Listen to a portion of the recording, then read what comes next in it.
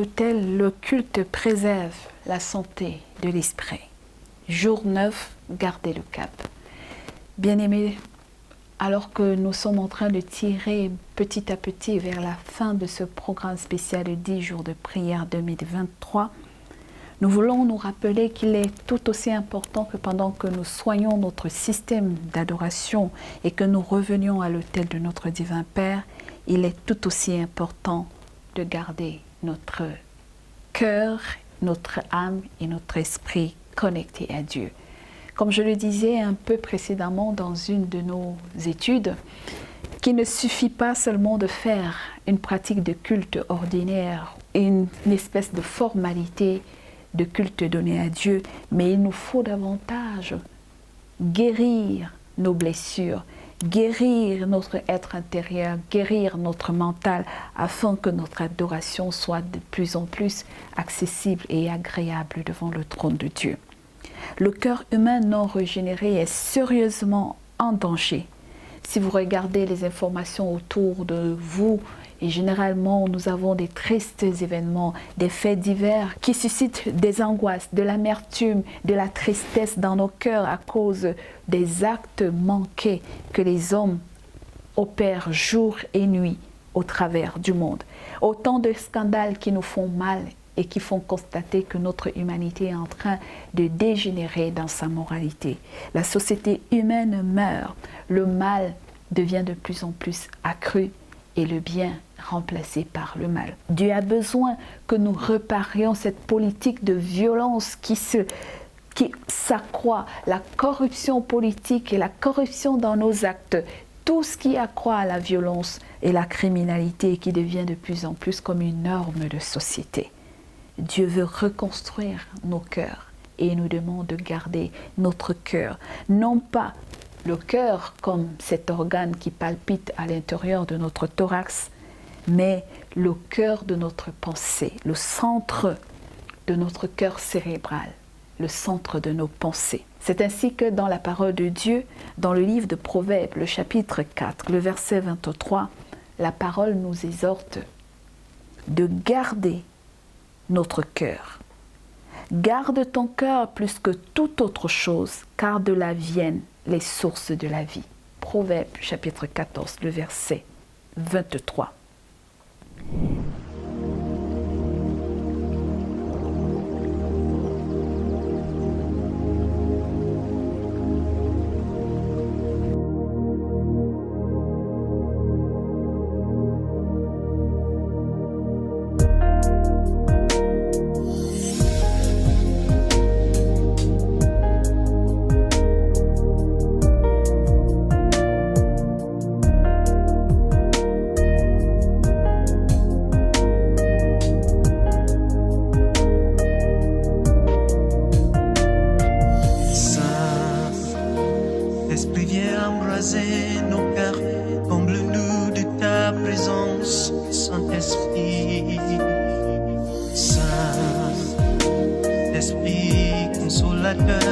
Révèle-toi dans nos douleurs, Saint-Esprit. Dans nos nuits, soit le jour, dans nos cœurs, soit l'amour, soit la joie, le sourire qui nous anime.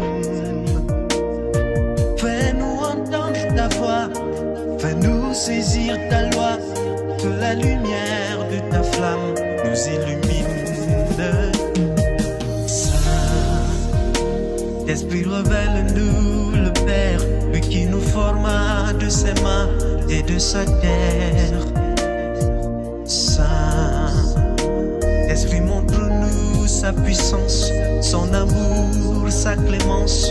Saint-Esprit, brise nos liens amers qui le rendent sévère. Donne-nous de l'aimer comme il nous aime. Qu'il ne s'arrête jamais de nous donner ce qu'il promet, que sa parole nous anime et nous entraîne. Sans toi, Saint-Esprit de gloire, nous tomberons en chemin. Que ta lumière nous éclaire, Saint-Esprit. Fais-nous saisir la victoire, rassure-nous du lendemain. Saint-Esprit,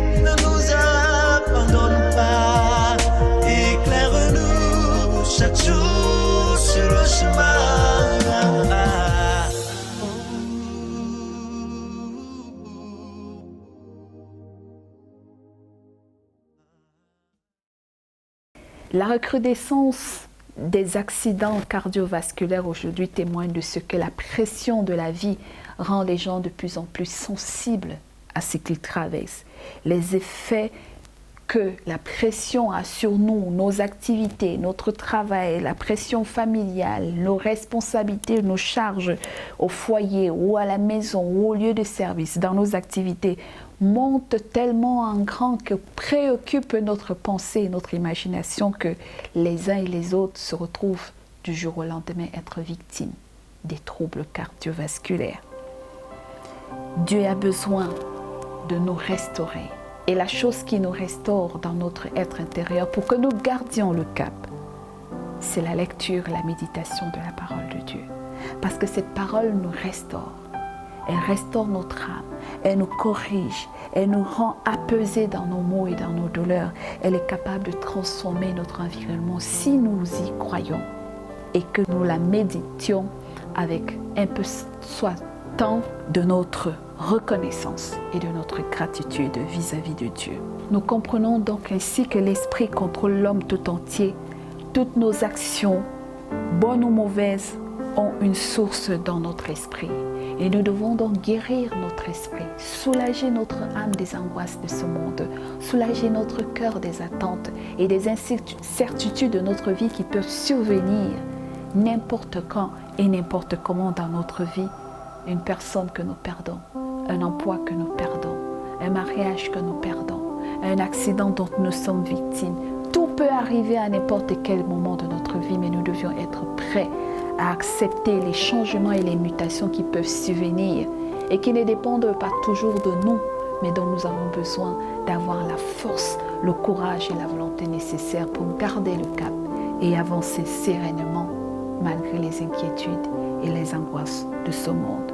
Puisse l'Esprit de Dieu nous aider à nous adapter progressivement aux changements actuels de notre monde et de nous en remettre entièrement au libre arbitre de Dieu qui rend favorable ou défavorable chaque circonstance de notre vie, pourvu que nous lui restons fidèles et éternellement confiants, quel que soit ce qui pourrait survenir. Que le Seigneur nous aide à garder le cap. Prions. Père Céleste, nous oublions souvent à quel point notre cœur est précieux à tes yeux. Il est délicat et important, mais nous le maltraitons en laissant pénétrer certaines influences dans nos vies. Nous ne réalisons peut-être pas à quel point toutes les choses façonnent ce que nous sommes et ce que nous croyons à ton sujet. Apprends-nous à être attentifs et alertes pour ne laisser entrer que des influences saintes dans nos vies.